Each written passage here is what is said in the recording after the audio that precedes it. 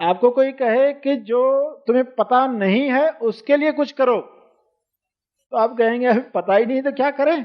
जब आपको कहा जाता है कि प्रार्थना करो, तुम्हारे पड़ोसी के लिए प्रार्थना कराओ, तो आप कहेंगे मैंने 5 मिनट प्रार्थना की पड़ोसी के लिए, मुझे क्या मिला? अनसीन है वो सब, वो नहीं दिख रहा, और नहीं दिख रहा तो आप नहीं करोगे। पर कम से कम इस नए साल में एक इरादा करें कि हम काम करेंगे अनसीन के लिए।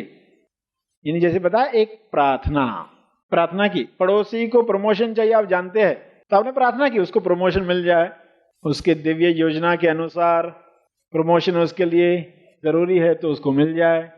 किसी रिश्तेदार का स्वास्थ्य खराब है तो उसके लिए प्रार्थना की, उसका स्वास्थ्य ठीक हो जाए। कोई रास्ते में सुबह में मिला था, रास्ते में रात को याद आया एक पर्सन बेचारा गरीब दिख रहा था, उसके लिए प्रार्थना की। क्या मिला आपको? कुछ नहीं की खरीदारी करनी है। आज तक क्या खरीदा? अरे मैंने ये किया, मुझे क्या मिला बताओ? ये मिला तो मैं खरीदता हूं, वो मिला, इसको वो कुछ फ्री था, गिफ्ट था, क्या था, कंसेशन था, बोनस था, क्या था, उसके बगैर तो खरीदारी भी नहीं करते। मगर यहां बताया कि जो कुछ दिख रहा नहीं है, हो तो बहुत कुछ होगा, अनसीन पर जब काम होगा तो बहुत कुछ होगा। मगर अब कैसे विश्वास आए? विश्वास नहीं आता ना कि अरे हम कर रहे किसी और के लिए प्रार्थना, और करके हमें लगा भी नहीं कुछ हुआ कि नहीं हुआ, सच में चलो वाकई उसका फायदा हुआ क्या? हमने किसी के लिए प्रार्थना की, वाकई उसका फायदा हुआ क्या? वो दिखा भी नहीं, तो लगता है समय बेकार गया, इसलिए लोग प्रार्थना नहीं करते। मगर फिर बताया गया कि ये साल ट्राई करके देखो, 1 साल करोगे तो हमेशा करोगे, 1 साल करोगे तो हमेशा करोगे। क्या करोगे? अदृश्य के लिए काम, जो दिख रहा नहीं है। अब थोड़ी लेवल बढ़े, केजी से ऊपर उठे।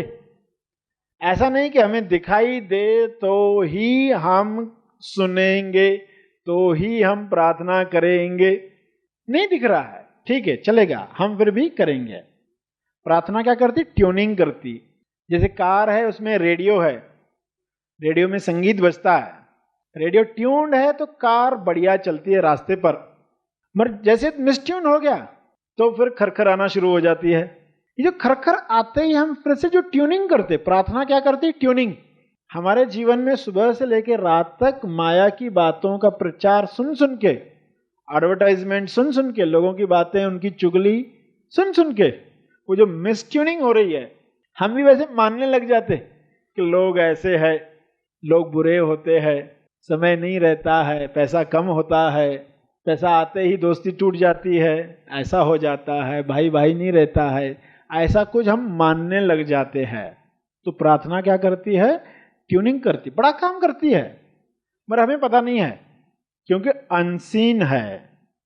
हमने कुछ शब्द कहे, उसका क्या असर हुआ हमें नहीं दिखता, इसलिए हम नहीं करते। मगर क्या फिर ऐसे ही करते रहेंगे जीवन भर कि जब तक दिखेगा नहीं हम नहीं करेंगे? करना शुरू करेंगे, अदृश्य के लिए काम करना शुरू करेंगे। बहुत कुछ चल रहा है हमारे चारों तरफ, मगर हमें पता नहीं है। तो कौन से काम करने हैं? अदृश्य के लिए काम, चौथे के लिए काम। चौथा बड़ा सूक्ष्म है, चौथे पर ध्यान देना है। ये 4 शब्द आपको याद दिलाए, अनसीन की। लोगों को अटेंशन चाहिए, अरे मुझे अटेंशन दो, अटेंशन दो।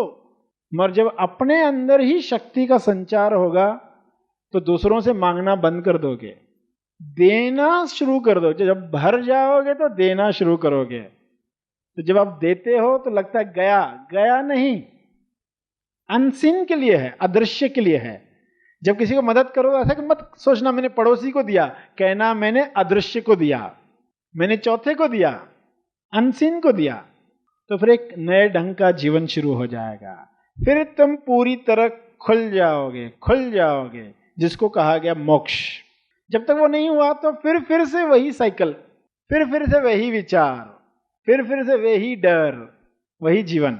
मकई का दाना होता है ना, आप जानते, मकई का दाना, मकई के दाने को जमीन में डाल दिया, वापस नया पौधा आएगा।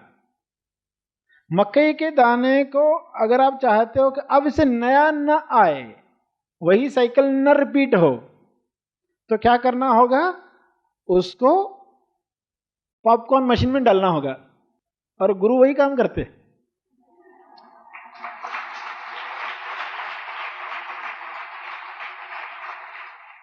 पॉपकॉर्न मशीन में देखा है, मकई का दाना गया तो फुलकर ऊपर आ जाता है, खुलकर ऊपर आ जाता है। खिलो खिलो फुलो फलो। तो अब ये जो उभर कर आया, अब इसको वापस जमीन में डालो। आप क्या होने वाला है, कुछ भी नहीं निकलेगा। अब इसको मोक्ष मिल चुका।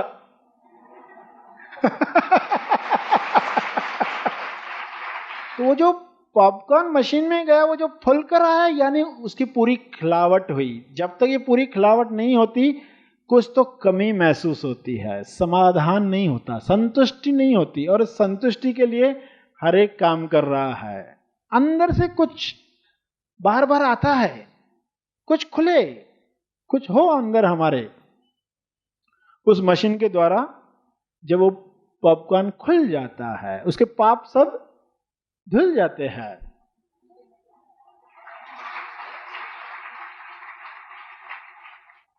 कैसे धुले? कान के द्वारा। पॉपकॉर्न में कान भी है,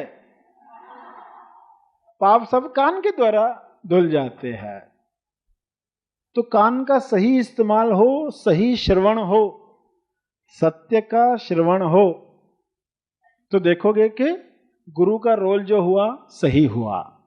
वरना वो मकई का दाना खुद से चाहता कि मैं खुल जाऊं, वापस से मुझे जमीन में डाले तो कोई पौधा न आए, अब तो मुक्ति ही मिल जाए, मुक्ति ही मिल जाए। ऐसा वो मकई का दाना जो कैसे हो पाई है, क्योंकि वो खुला नहीं है। तो पॉपकॉर्न से, उस मशीन से जब वो बाहर आता है, पूरी तरह से खुल जाता है। तो गुरु का रोल भी समझा, और उसमें हमें कैसे रिस्पॉन्स देना होता है। कपट मुक्त जब तैयारी होती है, ना बढ़ा कर, ना घटा कर, ना छुपा कर बताते हैं, तो फिर वाकई आपको सत्य दिया जाता है, पात्रता तैयार की जाती है, आपको सत्य मिलता है। पॉपकॉर्न की तरह पाप नष्ट हो जाए, कान के द्वारा सत्य हमारे अंदर प्रवेश कर रहा है, ये पॉसिबल है। तो ये सारी बातें आज के प्रवचन में आपको बताई गई, उसके लिए आप सब लोगों का बहुत बहुत धन्यवाद। Happy thoughts. सरश्री द्वारा दिया गया यह संदेश तेज ज्ञान का केवल परिचय मात्र है, तेज ज्ञान नहीं, तेज ज्ञान सरश्री महा आसमानी परम ज्ञान शिविर में प्रदान करते हैं। इसका असली आनंद आप शिविर में भाग लेकर ले सकते हैं। यह शिविर आप ऑनलाइन भी कर सकते हैं। अधिक जानकारी के लिए संपर्क करें। इस वीडियो को लाइक और शेयर जरूर करें। साथ ही अपने अभिप्राय हमें कमेंट करके जरूर बताएं। हैप्पी थॉट्स तेज ज्ञान और सर श्री तेज ज्ञान चैनल को आज ही सब्सक्राइब करें।